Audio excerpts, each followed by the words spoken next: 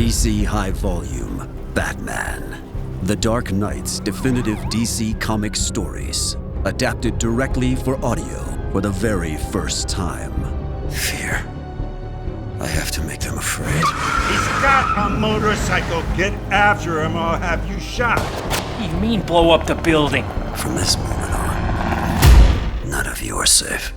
New episodes every Wednesday, wherever you get your podcasts. This is a Dynamite Network podcast.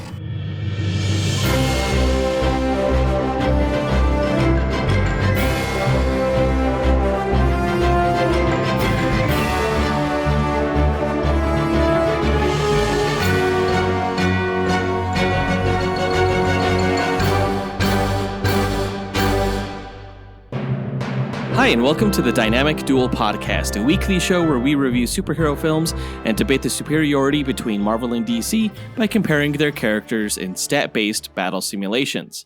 I'm Marvelous Joe. And I'm his twin brother, Johnny DC. And in this episode, we're going to find out who would win in a fight between the Greek god-powered characters of Mary Marvel and Hercules. You know, Hercules is not Greek god-powered. He is the Greek god of strength in Marvel. Oh, interesting. I didn't realize he was promoted above demigod. Yeah, that is correct. I do have to say, though, that even with his godhood, I think this is a mismatch. Probably as big of a one that was Ray versus Havoc. Because Mary Marvel has all of the powers, and Hercules is just some strong dude. So... Isn't it going to be funny when Hercules beats the shit out of Mary Marvel, and then you're going to be like, oh, I was so stupid for thinking this is a mismatch. No, I don't think that'll be funny. It'll be funny when Hercules wins. But before we get into that duel matchup, guys, where we input their stats and run simulations to see who would win in a fight, we're going to break down the latest comic book movie news this past week, of which there was quite a bit because a lot of studios had their upfront presentations to potential advertisers. So in addition to the Superman official trailer, which that came out last week, we got the Ironheart official trailer last week, guys. Hell yeah. We also got the teaser for the upcoming Spider-Noir television show, starring Nicolas Cage. And we also learned that Kristin Ritter will be returning as Jessica Jones in the next season of Daredevil Born Again. A lot of great Marvel news and some rinky-dink DC news, but excited to get into it. You doing this just tells me how butthurt you are that how good the Superman trailer was. You know it in your heart to be true. As always, guys, we list our segment times in our episode description, so feel free to check out the show notes if you want to skip ahead to a particular topic. Our artificially intelligent duel simulator, AJ9K, has a quick message for our listeners, so listen up. Why, hello there. Do you want even more from this podcast? Then become a part of the Dynamic Duel community on Patreon, where you can choose from 3 tiers. The Dynamic 2.0 tier gives you access to our Discord chat server, the Fantastic 4 tier gives you 2 bonus episodes each month, and the X-Force tier makes you an executive producer of this show. Lastly, the Dynamite Podcast Network tier lets you create your own podcast using this Monte Carlo simulator. Johnny and Joe will help you develop your show, provide graphic support and consultation, and get you simulation results. Pitch the twins your ideas via email at dynamicduelpodcast@gmail.com. Check it out at patreon.com/dynamicduel. Pip pip cheerio. Thanks, AJ9K, and thanks to everyone who supports the podcast. Guys, be sure to tune into the other shows on the Dynamite Podcast Network this week, including the Console Combat Podcast, where hosts John and Dean simulate battles between popular video game characters. In yesterday's episode, they speculated on who would win in a fight between Joel Miller from The Last of Us versus Leon Kennedy from Resident Evil. That's going to be a good one. Over on the Max Destruction podcast, hosts Scotty and Gilly pit your favorite action heroes from film and television against each other. They're on a brief season break, but they will be returning this June. On the Senjo World podcast, host Zachary Hepburn speculates on fights between fan favorite anime and manga characters. On Thursday, Zach is going to reveal who would win in a fight between Sunraku from Shangri-La Frontier versus Kirito from Sword Art Online. He's finally feeling better, guys. He got the cast off, so we're glad that he's back with us. Visit dynamicpodcasts.com or click the link in our show notes to listen to all of the shows in the Dynamite Podcast Network. But with that out of the way, quick to the No Prize. A No Prize is an award that Marvel used to give out to fans. Our version, the Dynamic Duel No Prize, is a digital award that we post on Instagram for the person that we feel gave the best answer to our question of the week. Last week, we asked you guys, Cast any Saturday Night Live actor as a Marvel or DC superhero. Who would you cast and why? And this is coming off of the news that Tim Meadows is going to have a role in the upcoming Peacemaker Season 2. We got quite a number of answers, so we're going to break down this week's 3 honorable mentions before revealing the no prize winner. Our first honorable mention goes to Badir Bangura and Cyrus Moore. They both gave the same answer, so they're sharing an honorable mention. They said, Hello, Dynamic Duel. I think the perfect comedic casting would be Andy Samberg as Booster Gold. I think he can play comedy, he can be serious as well, and he has enough chops to be able to do and transition between both roles seamlessly. So that would be my vote. Hey guys, Cyrus Moore here, and I would like to see Andy Samberg as Booster Gold. He may not look the most accurate, but I think his comedy style could go along with the Booster Gold character pretty well, and I think it'd be pretty interesting. Yeah, Andy Samberg is one of the all-time Saturday Night Live greats, in my opinion. I love The Lonely Island and what they did with their digital shorts. I think he would totally kill it as Booster Gold. He may not have the physique to play a superhero, but I don't think you really need that when you're playing a comedic character like Booster Gold, who has this high-tech weaponry. It could work. It could totally work. And you know what? Have Jorma Taccone play Ted Cord, Blue Beetle. I could see that working. I could also see Jason Sudeikis in the role of Ted Cord, Blue Beetle, since he's been fan cast as that character for a while. But, both Jason Sudeikis and Andy Samberg were on SNL at the same time. You're talking about Andy Samberg's physique, but he actually had a pretty good physique in the movie Popstar and in Brooklyn Nine-Nine. I think Brooklyn Nine-Nine was a great show. He really proved himself as a leading man for a sitcom series like that. And since we know that Booster Gold is going to be a TV show set in the DCU, I think Andy Samberg could totally carry that. He'd be fantastic. Great answer by Deer and Cyrus. Our next honorable mention goes to Travis Herndon, who said, And what's up, Dynamic Dudes? Travis here. Shout out to my evil twin. So my answer would be Kenan Thompson as Night Thrasher. I think he would be an interesting character for him to play, especially if you go the comedic route with him. Kind of like making him Marvel's equivalent of Kick-Ass or Vigilante from Peacemaker. I think Kenan Thompson can pull it off, and you can maybe have him in like a season 2 of She-Hulk or something as like this goofy vigilante or something being sued. I love this idea. At first, I wasn't quite sold on the idea of Kenan Thompson playing a superhero when I was first listening to Travis's answer. But then when he pitched the idea of making it kind of like Kick-Ass or Vigilante from Peacemaker, I was instantly sold. I was like, that's exactly how Kenan should approach this character of Night Thrasher, who, of course, is one of the founding members of the New Warriors team for Marvel. Yeah, I don't know much about Night Thrasher. Does he have any powers? No, he's like a master martial artist. He's a street vigilante in the true sense. Okay, yeah, that sounds perfect then. Night Thrasher will be a member of your team in our upcoming Infinity Inc. versus New Warriors team duel episode, which, spoiler alert, is going to be our next episode. So look forward to that. Great answer, Travis. Our final honorable mention goes to Mike Williams, who said, Hi guys, Mike Williams here. I don't necessarily see anyone I would cast as a hero, but I see David Spade. I think he would make a decent Arcade, the villain out of Marvel, who always taunting the X-Men and Spider-Man. Well, that's my take. As always, make mine Marvel.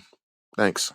And we got a lot of great answers for this particular no prize, but this was one of the only answers where as soon as I heard it, I really couldn't imagine anyone else in the role. If Arcade ever makes a live action appearance in the MCU as a villain for the X-Men, or maybe like in a special presentation, since I couldn't see him really holding his own film as a villain, they would have to cast David Spade, in my opinion, because he would be so perfect for that. Yeah, when I think of Arcade, he definitely has the voice, at the very least, of David Spade. Yeah, I guess if they went an animated route. But I think he also has the look, minus the red hair. They would just have to dye David Spade's hair red. But speaking of a lot of great answers, we want to give a huge shout out to a bunch of people who called in this past week. You guys came out of the woodwork, and we truly appreciate it. So shout out to Brian Rochester, who said that Chris Kattan should play Slapstick. I don't know if the MCU is ready for a character like Slapstick just yet, but Chris Kattan could totally do the voice for the character because I think you'd have to go animated for that. Carter Pitts said Andy Samberg should play Trickster, the Flash villain. Colby Hinches cast a New Gods film with people like Mikey Day as Mr. Miracle and Billy Crystal as Oberon. Jose Marcial said John Mulaney should play Snowflame as a cocaine joke. Although I don't think John Mulaney was ever part of the cast officially. He was just a writer at SNL. Cat Stevenson cast the Avengers with SNL characters. Lorenzo Valdez said Eddie Murphy should play Gus Gorman, who was the character that Richard Pryor played in Superman 3. And then Travis Bailey, who gave a shout out to his good twin Travis Herndon, said that Damon Wayans should bring his Blank Man character to either the Marvel or DC universe. But the winner of this week's No Prize is Paul Graves, who said, "Hey guys, this is Paul Graves. I went with Martin Short as Mr. Mixie Pictlick, or however you pronounce it, just because I could picture him, bouncing around, making dumb faces and noises at Superman just to annoy him. And plus, he's a little guy, so why not? Thanks. Keep up the good work, and remember, up, and Marvel sucks." I'm really wishing that I cut that last part out of his message. No, you can't censor the truth. Now, Martin Short has to be one of my favorite SNL alums of all time. He and Steve Martin are one of the greatest all-time comedy duos ever. And I could totally see Martin Short playing a character to perfection, like Mr. Mixie-Spitalik. Yeah, this answer really stood out to me as well, because once I heard it, I really couldn't imagine anyone else in the role. Now, of course, I think it was Gilbert Gottfried who voiced the character in the Superman cartoon series from the 90s, and he would have been a great Mr. Mixie-Spitalik too. But Martin Short, I think, has the look and the personality, I think, to tackle a character like that. Yeah, and despite him being older, he still has quite a bit of physicality to him, too. Oh, for sure. Yeah. The guy can move around. He's very spry. Great answer, Paul. You win this week's No Prize. If you, the listener, want a shot at winning your own No Prize, stay tuned to later on in this episode when we'll be asking another question of the week. But now that that's done, on to the news!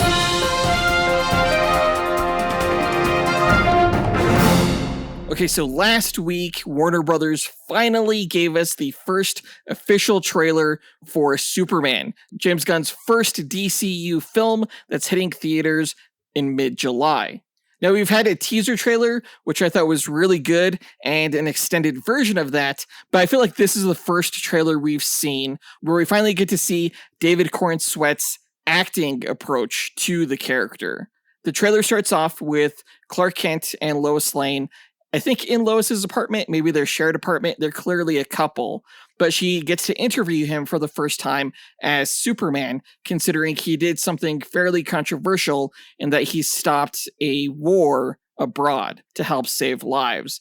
And Rachel Brosnahan as Lois Lane totally kills it as a reporter. You know, she definitely asks Clark the tough questions, enough for him to get fairly upset.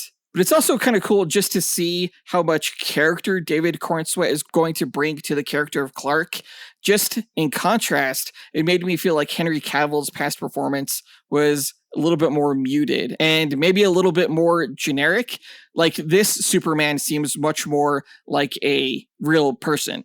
Yeah, it was a really interesting start to the trailer. It went places I didn't think it was going to go, but it seems like the film is going to speak to, the larger issue of superhero ethics and the role of Superman within modern society, which is not something any of the other Superman films have really done. Well, I think Zack Snyder actually tried to approach ethics in his films, but just the way this interview was set up, I feel like it's going to be a little bit more successful in having the audience ponder these questions. I didn't really like the editorializing that Lois Lane kind of did with her questions. It seemed just a little bit antagonistic, but I guess that's kind of who Lois Lane is.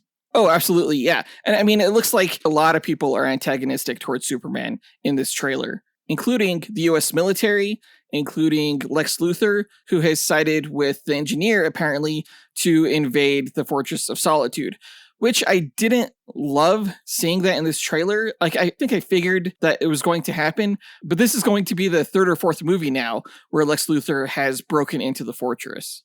Oh yeah, there was Superman 2, famously, and also Superman Returns with Kevin Spacey's version of Lex Luthor. But Nicholas Hoult plays a pretty damn good Lex Luthor, I think. Yeah, just watching him perform, I have to feel like his acting is coming from a very real place of him just missing out on the role of Superman because he was next in line after David Corenswet to get the role. So he's probably like, fucking David Corenswet. The Engineer looks interesting. She's made up entirely of like nanobots and can transform her limbs and stuff into deadly weapons. She kind of comes across as like the Feyora of this movie. But we also get to see like Miss Tessmacher like doing a selfie with Superman fighting a monster in the background. We get to see a lot of supporting cast, including Ma and Pa Kent. Actually, Pa Kent, Jonathan Kent, gets some voiceover in this trailer, which is kind of cool. They're very, very like Kansas farm couple. Like more so, I feel like, than any other depiction of them that we've seen on screen. For sure, yeah. I liked how human they were presented, where Ma Kent was like, I cleaned your boots, I'll go get them. It was funny. Of course, we also get to see the Justice League in this trailer with Green Lantern, Hawkgirl, Mr. Terrific, and we get to see them display some of their powers, like Green Lantern kind of flicking some soldiers with a giant green hand. And we also get to see Metamorpho, who looks like is caged with Superman in this like glass prison, and he's keeping him there by turning his hand into kryptonite, which is pretty wild. Yeah, Metamorpho is a good guy, though, so Lex Luthor must be manipulating him in order to create that kryptonite. Yeah, it kind of looks that way. Maybe by the end of this, Metamorpho will join the Justice League. We also get to see Ultraman in this trailer. I think that's Ultraman. People keep calling him Ultraman. I'm still not 100% sure if that's the actual Ultraman, from Earth 3, or if that's like Lex's battle suit, or what it is. No idea. There's still a lot to the story that I feel like we don't know anything about yet. Well, speaking of battle suits, Superman fights another guy wearing a like Juggernaut almost-esque battle suit in this trailer. Yeah, one that has heat vision. Yeah. Is that Lex Luthor's battle suit? Is it someone else's? No idea. But he also fights a kaiju. I feel like Superman is just going up against everybody in this movie. Oh, yeah. Yeah, this movie is going to be all over the place, I feel like, which I'm kind of concerned about, but we'll see how James Gunn handles it.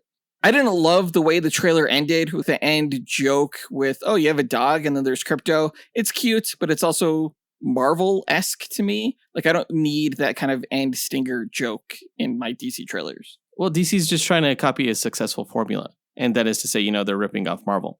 Just give me more epicness, all right? I don't need the jokes. I need the epicness. And it looks like this movie is going to be pretty epic. It comes out on July 11th. Can't wait to see it. Super stoked. Way more stoked for this than some shit show like Ironheart is probably going to be. Why are you dissing on Ironheart? Because they released the trailer the same day that Warner Brothers released the Superman trailer, knowing that it was going to just get buried. Like, who does that? All I know is that it looks like people are hyped for the Ironheart trailer, and I would consider myself one of them. But let's talk about it. So the trailer starts off really hammering home that the series is executive produced by Ryan Coogler, who, of course, directed the Black Panther films, with the latter film in the series actually debuting the character of Riri Williams, where she goes to Wakanda and builds the Ironheart suit of armor. Of course, she doesn't get to take it back with her, so this Ironheart series, I think, is her trying to rebuild and improve upon her designs.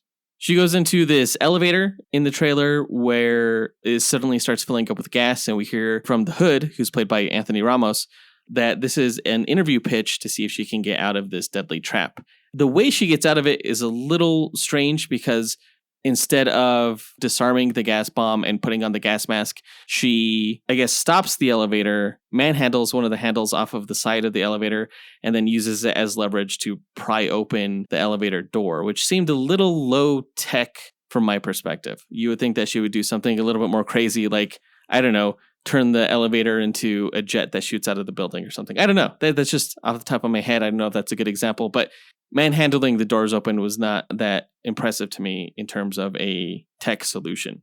Yeah, it literally wasn't a tech solution unless you're going back to like caveman tech.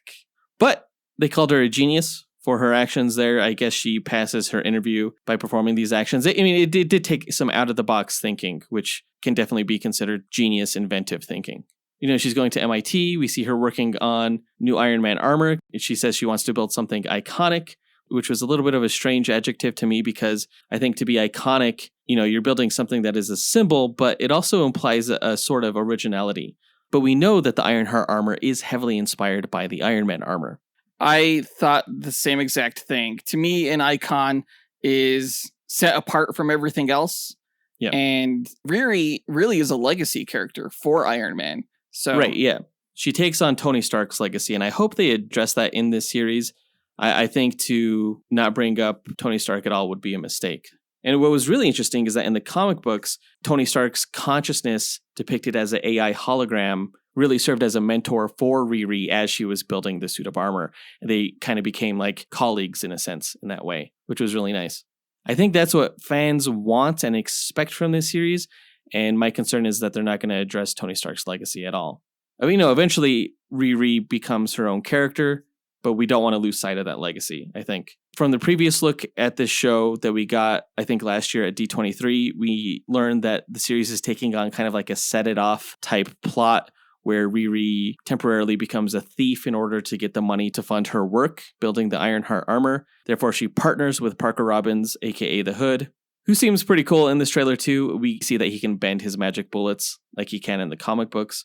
The source of his powers are magic-based in nature. He gets the hood from Mephisto, and rumors are that Mephisto will be making an appearance in this series, which is interesting because we'll get that magic versus technology angle here. There was one shot that I thought was pretty cool, if not a bit derivative, where it looks like Riri is going to get run over by a semi-truck and the armor comes to save her, and then she does like a superhero landing and punches the truck over her. We've seen that a lot in these superhero shows, so it wasn't that original to see it again. I'm really hoping that they take this series in a direction to make it worth the investment that Marvel Studios has put into it. Because I don't know if there's a whole lot of demand for this series, but if it's good, then I don't think people will care that there wasn't a lot of demand. Very true. And you've mentioned the investment that Marvel has put into this, and it does look like they've put quite a bit of money. The show looks really good, I would say. And I don't mean just the special effects, but just the cinematography alone. Yeah, it's very cinematic. The end stinger after the title card, we see Riri go into some guy's bunker. The character is Joe McGillicuddy, who is an original character to this series. I don't remember that name from the comic books. And I didn't even know that Alden Ehrenreich was going to be in this show. So it was pretty interesting that he shows up. Yeah, I almost wonder if he's like a stand-in for Tony Stark as that kind of mentor type figure. Maybe. He does have like guided missiles in his bunker or something like that. So he might be some kind of weapons designer like Tony Stark was. We'll see. The show comes out in about a month. The first 3 episodes are going to launch on June 24th on Disney+. And then we're going to get the remaining 3 episodes in the weeks after that. It is surprising that they're debuting the show with like the first half of the entire season. I'm really looking forward to the show. I hope it's good. All I know is that the trailer was better than the Superman trailer. And all I know is that you are lying to yourself. But that brings us to our question of the week. Who had the better official trailer last week? Superman or Ironheart? Obviously, the answer is Ironheart. Team Marvel, step up. Call in with your answer. Let us know why Superman is no good. Record your answer at dynamicduel.com by clicking on the red microphone button in the bottom right-hand corner of the screen, which will prompt you to leave us a voicemail. Your message could be up to 30 seconds long, and don't forget to leave your name in case we include you on the podcast. We'll pick our favorite answer and award that person a Dynamic Duel No prize that we'll post to Instagram. Be sure to answer before May 24th. Speaking of Marvel trailers, we got the first official teaser for Spider-Noir, which is a series that's going to debut on Amazon Prime and stars Nicolas Cage as Spider-Man, the Noir version of Spider-Man, as he was depicted in the Spider-Man Into the Spider-Verse animated movie. Now, what's strange is that this hasn't officially been released by Amazon, like it's not on their official YouTube channel or anything like that, which I thought was strange. Yeah, the trailer was debuted during their upfront presentation, and I don't know if it was supposed to be publicly released, although the version that some channels have put out looks pretty official. It's pretty damn cool looking. It's giving Sin City vibes. Oh, yeah. That's the first thing I thought when I saw this, and I was instantly sold. Like, these 30 seconds to me are way better than the entire Ironheart trailer. In the trailer, we hear a guy talking about how this version of New York, I think it is, needs a hero. And we hear Nick Cage say, well, I hope it finds one. There's a spider that crawls by his foot, and it looks like we see his spider sense tingling at one point. It also crawls on his hand, and we see him beat the shit out of some bad guys. The camera work is really damn interesting, especially for a noir project like this, because the camera is very dynamic. We see Spider-Man flipping on walls and sliding across the floor, and there's one part where he's hiding behind a bad guy, and he clicks his goggles on, which glow kind of like headlamps, which I think makes for a really damn cool visual. Yeah, it looks badass. And we really haven't seen this kind of style of filmmaking since Sin City and Frank Miller's The Spirit, although I never really watched that. That was a horrible movie. I've heard. But I mean, it looks really cool. So I'm glad to see that it's being used once again for this, because this feels like it's the perfect project for that style. It kind of looks like a great mix of Spider-Man and Batman. I'm actually surprised that DC has never thought to produce a noir series with Batman like this. Well, Amazon Prime actually does a noir-style version of Batman already in Batman Caped Crusader, the animated series, produced by Bruce Timm. If they ever did that in live action, I think they could totally do a similar style to this. Absolutely, yeah. That would be cool. I think one of the coolest things about this teaser was the title card for Spider-Noir. I really like the font that they chose. It's very noir looking. Yeah, it's like an Art Deco kind of style, but it's wonky. Yeah, the font weight is shifted over. That gives us some interesting character. And it's all set in shadow too. It's really cool looking. Real atmospheric. We learned that the show is coming next year in 2026, so I'm really looking forward to that. But speaking of the upfront presentations by studios, we learned this past week from Marvel that Kristin Ritter will be joining the cast of Daredevil Born Again Season 2, reprising her role as Jessica Jones. Which means that since Daredevil Born Again took on the continuity of the Netflix Daredevil series, and that version of Daredevil and Jessica Jones teamed up in the Defenders, that means that the Jessica Jones series is also part of the MCU continuity, and we'll get to see that character return with all of that established backstory. So these characters won't be meeting each other for the first time in Season 2. They'll be meeting again, and maybe that'll even lead to a reformation of the Defenders. But hopefully without Finn Jones. Or he could come back and pass on the mantle of Iron Fist onto a character like Lin Lee, the Swordmaster, or something like that, and establish that Iron Fist legacy. I think that would be a cool way to use him if he came back. But it would make sense for some heroes to show up in Season 2, since we know that at the end of Season 1, Daredevil is putting together basically a team to go up against the Kingpin, who's the mayor of New York. Yeah, I have trouble seeing how Kingpin is going to stand a chance against a group of superpowered vigilantes like Jessica Jones and the other Defenders, unless Kingpin himself starts to hire out superpowered individuals, which will be pretty cool. That would be pretty cool. I'd like to see that. There's a lot of speculation to be had here. I really hope they bring back Mike Coulter as Luke Cage, and then bring on some other street heroes like Moon Knight or something like that. You know, bring in Oscar Isaac and stuff like that. Who knows? The sky's the limit. If Kristin Ritter is coming back as Jessica Jones, who knows who else we might see. We don't know the specific date, but it's been said that the season's going to debut in March of 2026. So a year after the first season came out. If you guys listen to the show a lot, you'll know that we rated Daredevil Born Again Season 1 4 stars out of 5. So I'm really looking forward to Season 2.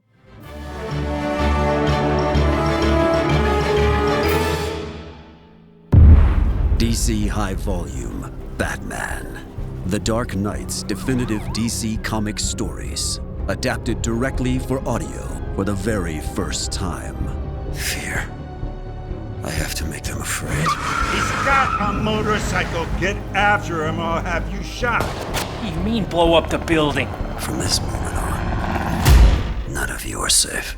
New episodes every Wednesday, wherever you get your podcasts. But that does it for all the news for this episode. So let's go ahead and move into our main event, where we find out who would win in a fight between the Greek god-powered characters of Mary Marvel and Hercules.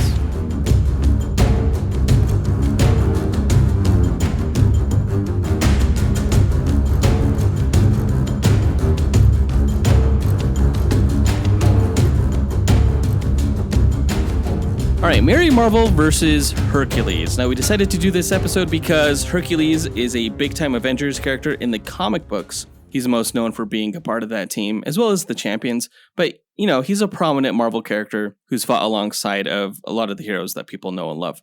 So we wanted to give him his due. He did make an appearance at the end of the Thor Love and Thunder movie, played by Brett Goldstein. Who knows if we're going to see that guy again? But I really hope we do, because he's an awesome character. And all I know is that he's going to beat the crap out of Mary Marvel. People say this. I don't know why they're smoking crack. Because Who says there's that? no People way that's say this? happening. People? Who? What people? Everyone who's claiming that Hercules is going to beat Mary Marvel. He's strong. And that's it. I'm pretty sure. I've seen the Disney movie. That's all he does. Now, Mary Marvel, of course, is the sister of Shazam, initially his twin sister, and later on his adoptive sister, but we have seen her on screen, just like Hercules, of course, played by Grace Carolyn Curry in the Shazam films. If she's such a great DC character, then why is she named after Marvel? Because the original Captain Marvel did not belong to Marvel, it belonged to Fawcett Comics, who was bought by DC. Mary Marvel has gone through a few name changes throughout the years, especially since the New 52 relaunch of DC continuity, like Lady Shazam, but they didn't quite stick. It's because that everybody knows that Marvel's better. I'm just going to say that. And Mary Marvel's going to learn that today. But to explain the methodology behind our duels, let's go to our sentient duel simulator, Alfred Jarvis 9000. AJ9K, tell our listeners how you go about determining a winner in our duel matchups. Yes, of course, sir. The way I determine a winner between the contestants is by running 1,000 Monte Carlo simulations using the character's statistics. A Monte Carlo simulation is a probabilistic model used to determine outcomes through random sampling. In this case, I randomize the statistics along a normal distribution as a way to simulate the many variables that can occur during battle. The stat parameters are based on the official Marvel power grid from which the DC character's statistics are extrapolated. Additional stat categories are included such as range, damage potential, versatility, and perception in order to create a more detailed and accurate simulation. The results of the 1,000 simulations provide a percentage of wins for each character. The contestant with the higher percentage is declared the victor, as they have a higher probability to win any given battle. In an equitable pairing, neither character should win 100% of the matches. The comic book stories have shown that there's even a way for Batman to defeat Superman, so the confidence rate of my method falls in line with the precedents that have been established in the source material. My mathematical simulations are without subjectivity or bias. Feats are not the sole consideration, nor are fan votes tabulated for determination of the winner. Thanks, AJ9K. Before we run the simulations, though, we like to break down each character's histories and abilities before improvising a scenario on how we imagine one of the 1,000 simulations would play out beat for beat. And it's my turn to go first with the DC character's backstory, so let me tell you all about Mary Marvel. Now, Mary Batson was the twin sister of Billy Batson, born to archaeologists Cece and Marilyn Batson. While Billy remained in the United States, Mary accompanied her parents on an archaeological expedition to Egypt, funded by the villainous scientist Thaddeus Savannah. There, Theo Adam murdered the elder Batsons and kidnapped Mary, leaving her in the care of his sister, Sarah Prim, back in America, where it was arranged for Mary to be illegally adopted by Nick and Nora Bromfield. Renamed Mary Bromfield, she grew up in a wealthy, idyllic environment unaware of her true origins, though she was haunted by reoccurring dreams of a brother she had forgotten. Meanwhile, Billy grew up in foster care and on the streets before being granted the power of the wizard Shazam, allowing him to transform into the hero formerly known as Captain Marvel and better known simply as Shazam. You can learn more about him in our Shazam vs. Black Bolt duel episode. Billy and the wizard searched for Mary for years without success, with Billy's only clue to her identity and whereabouts being her favorite toy, a tiger doll named Taki Tani that had been sent back from Egypt with the Batsons' belongings. As luck would have it, Mary entered a regional spelling bee in Fawcett City, where Billy, now working for Wiz Radio, was the MC. After rescuing Mary from a kidnapping attempt as the hero Shazam, Billy noticed her resemblance to his sister and confirmed her identity through private investigation. The truth revealed, Billy delivered the Taki Tani doll to Mary, who was again kidnapped by the same thugs. When Mary opened the package and saw the doll and the papers proving her identity, Taki Tani came to life and instructed her to speak the word Shazam to save her brother. Upon doing so, she was struck by magical lightning and transformed into the divinely powered hero. Mary defeated the kidnappers and reunited with Billy, joining him as a member of the Marvel family under the name Mary Marvel. Mary fought alongside her brother Billy and his friend Freddie Freeman, the hero known as Captain Marvel Jr., against a variety of magical and superpowered threats in the universe known as Earth 5. After the multiverse collapsed into one universe following the Crisis on Infinite Earths, Mary now shared her power with Billy and Freddy, resulting in a sometimes tense dynamic between the three since the balance of magical energy shifted depending on whoever invoked the magical word of Shazam. At one point, a disruption in the cosmic balance of magic prevented the Marvels from reverting to their mortal forms, forcing them to journey to the source wall at the edge of the universe to repair the broken nature of magic itself. Mary later joined the Super Buddies, a team of former Justice Leaguers, and participated in several adventures before traveling with Supergirl. Mary was killed by a cursed dagger in the Garden of Eden, but was eventually resurrected by one of Supergirl's allies. Following the death of the wizard Shazam, Mary lost her powers, causing her to fall from the sky. Though she survived, she fell into a coma and was cared for by Freddy. Upon awakening, Mary was unable to access her powers. Ignoring warnings, she traveled to Gotham City and encountered Black Adam, who transferred his power to Mary, transforming her into a darker version of herself with a black costume and mystical power. You can learn more about Black Adam in our Black Adam vs. Apocalypse Duel episode.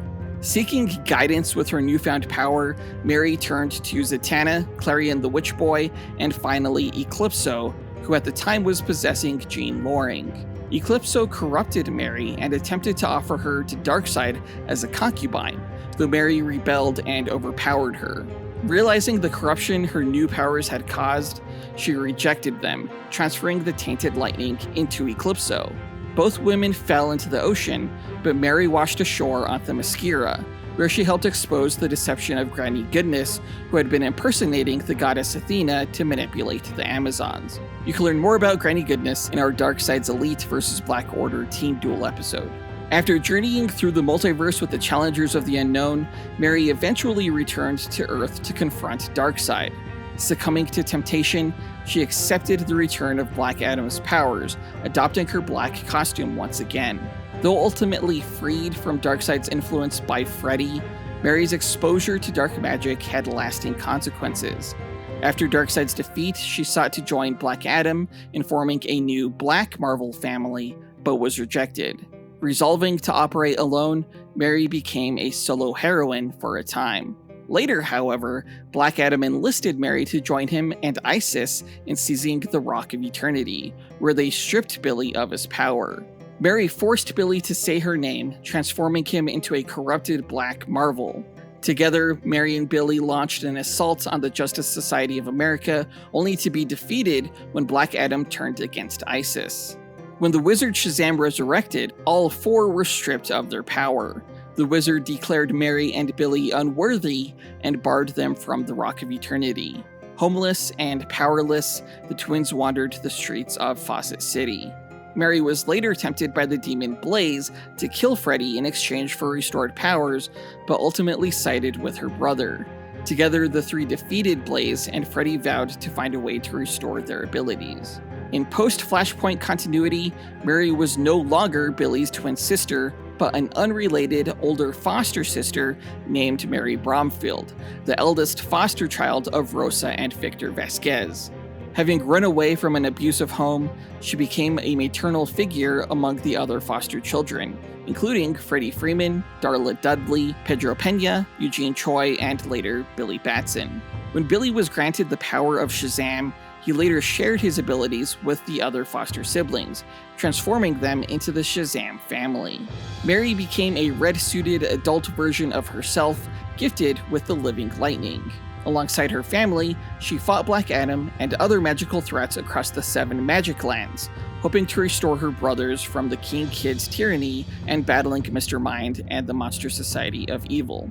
In the aftermath of these events, Mary began noticing a disturbing shift in Billy's personality, who, unbeknownst to her, was being influenced by the Batman Who Laughs, who you can learn more about in our Batman Who Laughs vs. Cosmic Ghost Rider episode.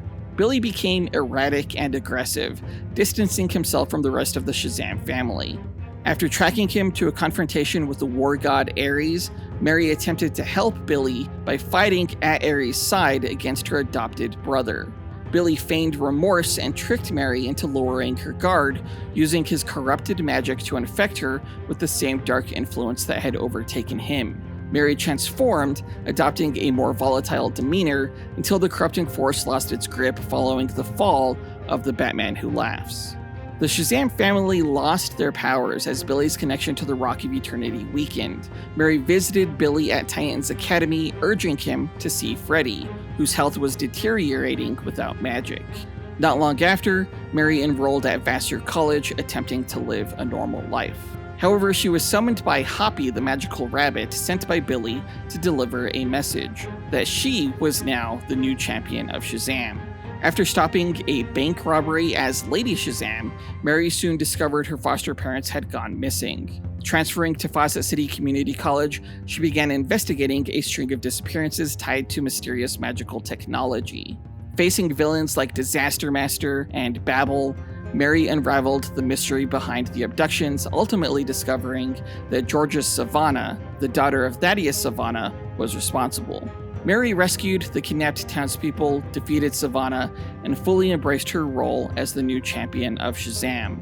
It wasn't long, however, that Mary sacrificed her powers during an attack by the goddess Hera on humanity, after which Wonder Woman's recently deceased mother, Hippolyta, now ascended to godhood, declared Mary worthy of her own unique empowerment. Granting her the blessings of a new pantheon of goddesses, Hippolyta severed Mary's dependence on the wizard Shazam, establishing her as a divine champion in her own right. Now, powers-wise, Mary Marvel possesses the magical ability to transform into a superpowered version of herself by saying the word Shazam. In her earlier incarnations, her powers derived from the wizard Shazam and were shared with her siblings. Currently, however, Mary has her own distinct power set by a new pantheon of goddesses: the agility of Selene, the strength of Hippolyta, the stamina of Artemis, the flight of Zephyrus, the invulnerability of Aurora, and the wisdom of Minerva. Though she still transforms using the word Shazam, she no longer bears the wizard's living lightning, though she could still summon Zeus's thunderbolts. And that's Mary Marvel. Well, how does she summon lightning if she doesn't have the power of Zeus anymore? I don't know, man. She just does. Zeus hears her and lightning happens.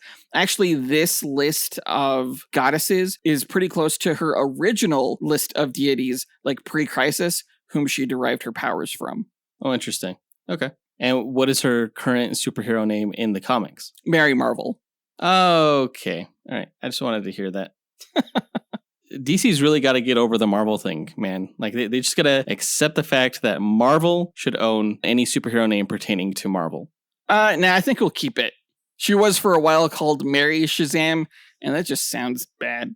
That does sound really bad. Well, let me tell you all about the Marvel version of Hercules. Heracles Panhellenios was born in ancient Greece as the son of a mortal woman, Alcmena, and Zeus, king of the Olympian gods. Zeus seduced Alcmena by disguising himself as her husband, Amphitryon. Upon discovering the affair, Zeus's wife Hera became wrathful and tried to kill the child. Even as an infant, Heracles displayed supernatural strength by strangling 2 serpents Hera sent to kill him in his crib. Hoping to appease the goddess, the child was named Heracles, meaning the glory of Hera, though it did nothing to prevent her wrath. Heracles was raised by Amphitryon and trained in various forms of combat. As a youth, he accidentally killed his music teacher and was sent away to learn to control his strength and pursue a life of heroism. He eventually defended the city of Thebes from a group of minion pirates, and as a reward was given the hand of the princess Megara, daughter of King Creon. They had 2 children and lived peacefully. Zeus, wanting Heracles to prove himself worthy of immortality, arranged for him to serve his cousin, who instructed Heracles to complete a series of 12 impossible tasks. These would later become known as the 12 labors of Hercules. The first labor was to slay the Nemean lion, whose hide was impervious to weapons. Heracles strangled the beast and wore its pelt as armor.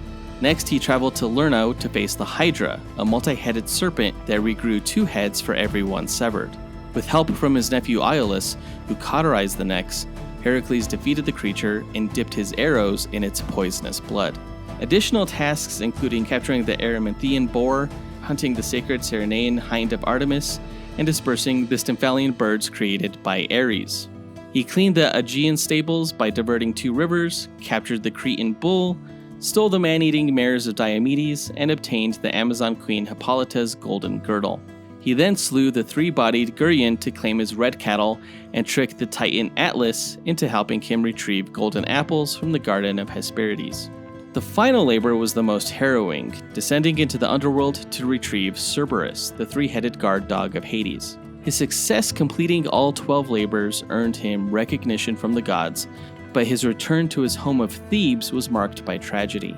During his absence, Thebes had been overtaken by an outside nobleman named Lycus, who killed King Creon and condemned Megara and her children to death. Bloodlusted and driven mad by a curse from Hera, Heracles killed not only Lycus, but also his wife Megara and their 2 sons. Haunted by shame, he began using the Romanized version of his name, Hercules, to distance himself from both Hera and his past. Hercules adventured across the ancient world. He killed Kyknos, son of Ares, who was murdering travelers to construct a temple from their bones. When King Laomedon of Troy refused to pay Hercules for saving his daughter from a sea monster, Hercules razed the city, killing the king and all his sons save one. He battled the river god Achilles for the hand of Deianira, who would become his next wife. Eventually, Hercules met his mortal end after Deianira, fearing that he had been unfaithful, unknowingly poisoned him with what she believed was a love potion. Feeling sympathy for his son, Zeus separated Hercules' mortal body from his divine spirit and raised him to Olympus as the new god of strength. Though now divine, Hercules retained his love for adventure, and he returned to Earth often. He participated in the first Olympic Games, allegedly battled Vikings, and claimed an affair with Marie Antoinette. During World War II, he fought for the Greek resistance while disguised as the Submariner to avoid punishment from Olympus for intervening in human affairs. In the modern era, he emerged again and met Thor, joining him on the Avengers. Deceived into signing a contract by Pluto, Hercules was nearly trapped in the underworld again until Thor rescued him. He later fell under the Enchantress's spell and fought the Avengers before regaining his senses. Exiled from Olympus for coming to Earth without permission, Hercules remained with the Avengers, battling Dragon Man, Typhon, and Ares. You can learn more about the Avengers in their team duel against the Justice League. Hercules became a founding member of another superhero team called the Champions, alongside Black Widow, Iceman, Angel, and Ghost Rider. He and Black Widow developed a romantic interlude. Later, Hercules was beaten into a coma by the Masters of Evil after attempting to battle them alone while intoxicated. Zeus blamed the Avengers for his son's coma and imprisoned them in Hades, but Hercules awoke, cleared their names, and brokered peace. You can learn more about the Masters of Evil in their team duel against the Legion of Doom. Hercules later helped fight the High Evolutionary and Dr. Doom. He was devastated by the apparent deaths of the Avengers during their battle with Onslaught, a psychic entity you can learn more about in his duel against Parallax. He joined Heroes for Hire and S.H.I.E.L.D. before rejoining the Avengers upon the heroes' return, and fought with the team until its dissolution at the hands of the Scarlet Witch, who split the team apart in a fit of madness. You can learn more about that in our Zatanna vs. Scarlet Witch duel episode. Without his team, Hercules fell into depression, a moment of vulnerability exploited by Hera and Eurystheus. They challenged him to complete a modern version of the 12 Labors, this time as part of a reality television show. Among his challenges, Hercules captured a saber-toothed tiger in the Savage Land, defeated a Hydra genetically created by Hydra, captured the teleporting dog Lockjaw from the blue area of the moon, fought Dragon Man, and drove Atuma's hordes from Atlantis. Later tasks involved surviving Red Skull's Dust of Death, defeating the Abomination, capturing a monster in Hawaii, stealing Captain America's shield, retrieving a Doombot from Latveria, dragging a shield helicarrier by chain, and returning to the underworld to retrieve a flower from his former wife, Megara. In Hades, Megara and their children forgave Hercules for their murder, understanding Hera's role in the tragedy, and she gave him a flower of love. He opposed the Superhuman Registration Act during the superhero Civil War and joined Captain America's Secret Avengers. In the final battle, he destroyed the Thor clone Ragnarok, claiming it was an insult to the real Thor. He later formed the Renegades with Amadeus Cho, Namora, and others to aid the Hulk upon his return from being exiled by some of Earth's heroes to space, empathizing with a fellow warrior. When the Skrulls secretly invaded Earth on behalf of their alien deities, Hercules led a team of gods from multiple pantheons called the God Squad. This included Snowbird, the Inuit demigoddess, Ajak, the Eternal, the Egyptian god-slayer Demigorge, and Mikaboshi, the Shinto god of chaos. Together, they slayed the Skrull gods, Kliben and Sigurt. Eventually, Mikaboshi evolved into a new entity called the Chaos King and began destroying all realms of the afterlife. Hercules reunited with the God Squad to seal the entity away, but he expended all his godly energy in the process, becoming mortal. Hercules settled in Brooklyn, bartending at a Greek restaurant and using magical weapons from his brother Ares' armory, such as the sword of Peleus and Perseus' shield. During the Norse god of fear, the Serpent's attack, Hercules helped save Brooklyn from becoming a hellscape and became a local hero. He later served as a guest instructor at the Avengers Academy and fought against a new pantheon of gods that included the god of data and the goddess of vanity. After defeating them, he declined to return to Olympus, choosing instead to live among mortals. Hercules rejoined the Avengers during their fight against King the Conqueror and later helped a new iteration of the champions, eventually regaining his godhood with help from god particle scientist Rajna Kol. He later learned Nyx, the Greek goddess of night, had slain most of the Olympian gods, who subsequently returned in a corrupted form. Hercules was captured by these dark gods, but was rescued by the Guardians of the Galaxy. After helping that team exile the dark gods, Hercules returned to Earth and helped the Avengers fight off a vampire invasion. And that's Hercules' backstory. Powers-wise, Hercules, as the Greek god of strength, is the physically strongest of all the Olympian gods and able to lift well in excess of 100 tons. He's also the most durable of his pantheon, with his invulnerability and able to run at speeds around 100 miles per hour and leap 100 feet in the air. His immortality grants him limitless stamina, regenerative healing, and toxin resistance. He's a master combatant in Greco-Roman wrestling and boxing, and wields a number of mythological weapons, including his indestructible adamantine mace forged by his brother Hephaestus, the sword of Peleus, a curved sica forged by the centaur Chiron, the shield of Perseus, which can temporarily turn observers to stone when the shield's cover is removed, and the bow of Heracles, with arrows dipped in Hydra blood. And that is Hercules. Okay, so what, he just carries all of these weapons around with him at all times? Usually when I see him, he's just holding this golden hammer club thing. Well, modern comics, Hercules is usually depicted actually with his mace and the sword of Peleus. But he's gone on multiple adventures with the shield. Actually, I less commonly see him use the bow. But it's his. It's named after him. It's the bow of Heracles. And yeah, he'll have it for this fight. Okay. Cheater. At the very least, he'll have the mace and the sword. Because he almost always carries those around now. They're strapped on his back like an X. But we'll say that the shield covers that. And then, the bow is just strapped to his side, we'll say. I don't know. Yeah, having the sword and the shield and the mace and a quiver and a bow all on his back is a lot. It's probably too much. You're right. I guess he won't have the bow for this match, since, yeah, it's less commonly used. But he'll at least have his sword, his shield, and his mace. We'll say that.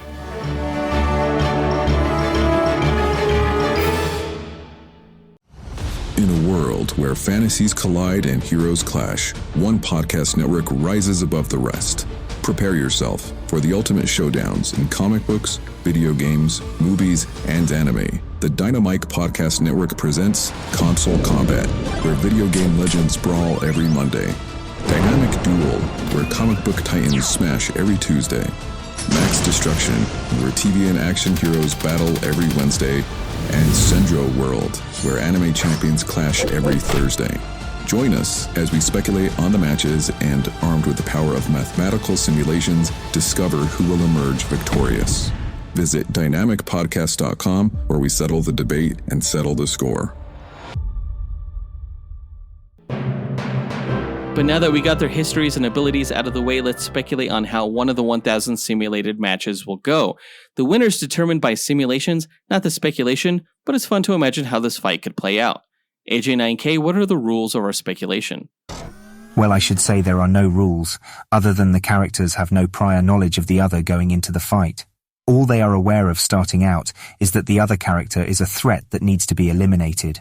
For the speculation, The contestants will begin approximately 50 meters apart in a nondescript environment that will have no bearing on the match itself, as no environmental statistics are considered in my simulations. The contestants must earn victory on their own merit. All right, then let's get into it. Mary Marvel and Hercules meet on the battlefield. Who goes first? Now, I will admit that probably because of the wisdom of Minerva, Mary Marvel wouldn't go first and would probably wait to observe what Hercules would do. Yeah, plus like Hercules is more belligerent than Mary, right? So yeah, he's going to go first, and he's going to start out by pulling out his mace, his adamantine mace, and he's going to slam it into the ground, which is going to create this big earth-shattering earthquake that's going to open this fissure that travels along the ground and knocks Mary into the air with seismic force. Okay, yeah, that's fine. Mary stays floating in the air thanks to the flight of Zephyrus, one of her powers, and she's probably going to snatch one of the boulders that are also flung upward, and she's going to hurl that sucker right at Hercules with the strength of Hippolyta. All right, so Hercules sees this boulder being thrown at him, and he's going to spin around while holding his mace out, kind of like how an Olympian would do in the hammer throw event at the Olympics. And he's going to let go of the mace, hurling it at the boulder, which just explodes the rock into pebbles in the air. And the mace is actually going to travel through the boulder and slam right into Mary Marvel, which is going to knock her out of the air, and she's probably like in a coma now on the ground. No, she has the agility of Selene. So Mary's actually going to dodge the mace, and she's going to rocket down into the ground and cause her own like miniature earthquake that's going to knock Hercules into the air. And that's going to give her this opening, and she's going to just uppercut him right into the stratosphere. No, she tries to uppercut him, but he catches her fist as she tries to, and then he's going to grapple her, flinging her over his shoulder, and then position her head down to do this like pile driver move right into the ground. So he slams her down, and now they're both in this big crater. Okay. Well, thanks to the invulnerability of Aurora, Mary's not that hurt. And with Hercules on top of her, pinning her down, that's when Mary's going to just call out Shazam, summoning Zeus's lightning, which is going to crash into Hercules and just stun the shit out of him. And with him dazed, that's when Mary just kicks Hercules right in the balls with all of her strength. No, Hercules has his shield on his back, so he's not going to be stunned from Zeus's lightning because the shield is going to protect him. So he's going to leap to his feet, dodging this kick from Mary Marvel, and then he's going to equip the shield of Perseus and the sword of Peleus from off his back into his arms, and he's going to raise the sword above his head and come down with a mighty chop that's just going to finish Mary Marvel off and end this match. Well, except when Hercules is coming down on her with his sword, Mary's gonna, clap her hands together above her, stopping the blade in her palms, and that's when she's gonna scream again, Shazam, a second time, and a lightning bolt is gonna come down, strike the tip of the blade, and that electricity is gonna move through the sword into Hercules' body and just fry his brain. And yeah, since the lightning passed through Mary, she probably transforms back into her mortal form. But since Hercules is now dead, it doesn't matter.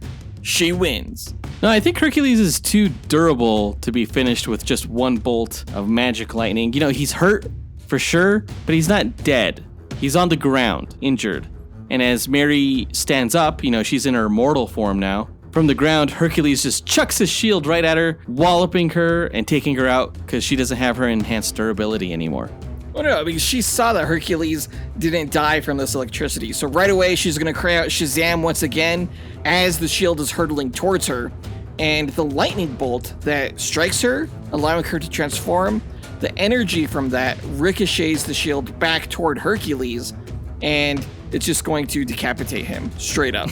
Okay, no, but Hercules is not a chump who would get taken out with his own shield. Okay. Hercules catches the shield as it ricochets back toward him, but that lightning bolt explosion just incinerated the cloth cover that was over the shield. So Hercules wields the shield again, and Medusa's face is now visible on the front of the shield of Perseus, and her eyes glow green, and the shield turns Mary Marvel into stone. And that's when Hercules leaps over and just double drop kicks the Mary Marvel statue, and she gets shattered to gravel. For sure, ending this match. Well, you were right about the lightning bolt incinerating the shield cover, but not right about Hercules catching it, because as it was traveling back toward him, he saw Medusa's visage in the shield, so he turned to stone first, after which the shield just shattered him to gravel as it collided with him. And Mary Marvel knew this was going to happen because, she recognized the shield cover due to her wisdom of Minerva. How would she recognize the shield cover? Just because the shield exists in Greek mythology doesn't mean it's going to be like the same looking shield with the same looking cover. Of course it does, bro. Of course it does. And even if it wasn't the same, Minerva would recognize it. Well, you better recognize that's dumb. But let's find out which of these scenarios happens. Either the shield of Perseus turns Mary Marvel into stone and then he kicks her to pieces, or the shield of Perseus turns Hercules into stone as it's traveling toward him and then crashes into him, shattering him to pieces. Let's go ahead and find out which of these scenarios happens by inputting the character stats, running their simulations, and coming back with a winner. AJ9K, hit it. Inputting data, running calculations, processing results, simulations complete. Okay, so this was a pretty decent matchup, way better than I thought it was going to be initially, because I figured Mary Marvel has all of the powers, but it turned out they were pretty comparable to Hercules. Yeah, I guess the main difference was that Mary Marvel had the lightning and the power of flight, but Hercules had a few weapons that gave him the edge in a few categories. Right off the bat, we said that Mary Marvel was faster than Hercules. There's just no denying that. But since we accounted for the weapons that Hercules had in the speculation in these stats, we said that Hercules had a slight edge in evasiveness because he had his shield. For the purposes of the stats, we gave him his shield, his mace, and his sword. Yeah, Hercules also got the edge when it came to fighting, since he's an expert in wrestling, and range, surprisingly, because Mary Marvel doesn't wield her lightning in the same way that Billy does, especially now in the comics. Yeah, whereas Hercules can throw all of his weapons with great strength and accuracy. We did give Mary Marvel the edge when it came to perception, thanks to her wisdom of Minerva allows her to see things that normal people wouldn't be able to see. But for the rest of the stats, from durability, strength, damage, and versatility, they were even. So Joseph, with all of the stats in consideration, who do you think came out on top? I'm going to give it to my boy Herc. Gotta give it to him. I think what he lacks in flight and lightning power, he makes up for in being a badass with his mace and a few of the other weapons from Ares' armory. And Instagram agrees with me because 65% of the poll takers sided with Hercules, believing that he'll win. Which baffles me because it's freaking Mary Marvel. She essentially has the powers of Shazam, this insanely powerful Superman level character. Yeah, but Hercules is like a well-established Greek mythological figure, whereas Mary Marvel's just this side character in the Shazam comic book mythos. Hercules is a Disney cartoon, bro. You're thinking of the wrong Hercules that people are familiar with. Let's find out if you and our Instagram poll takers have any clue what they're talking about. AJ9K, the results, please. Here you are, sir. The winner of the matchup between Mary Marvel and Hercules is fucking Hercules. Hercules. He won by 577 of the 1,000 matches, or 57.7%. Mary Marvel won 423 of those 1,000 matches.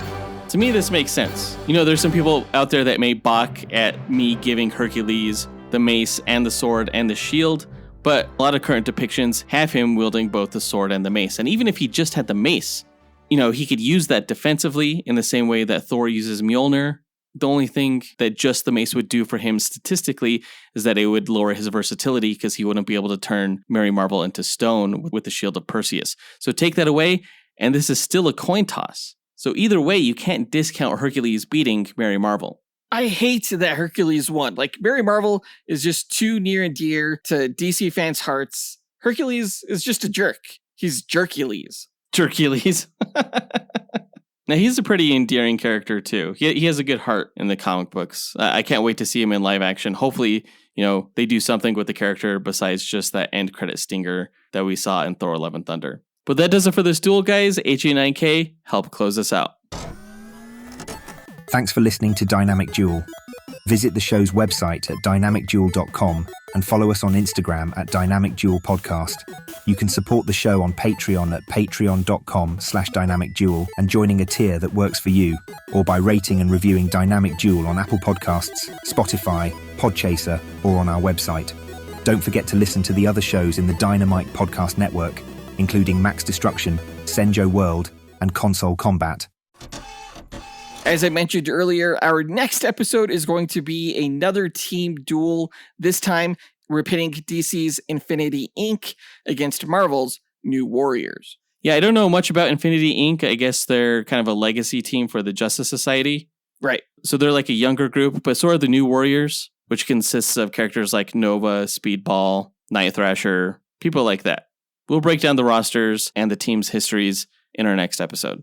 But that does it for this episode. We want to give a big thanks to our executive producers, John Starosky, Zachary Hepburn, Dustyn Balcom, Miggy Matanguihan, Brendan Estergard, Nathaniel Wagner, Levi Yeaton, Austin Wesolowski, AJ Dunkerley, Nick Abanto, Scott Camacho, Gil Camacho, Adam Speas, Dean Maleski, Devin Davis, Joseph Kersting, Josh Leiner, Mike Williams, Oscar Galvez, and Paul Graves for helping make this podcast possible.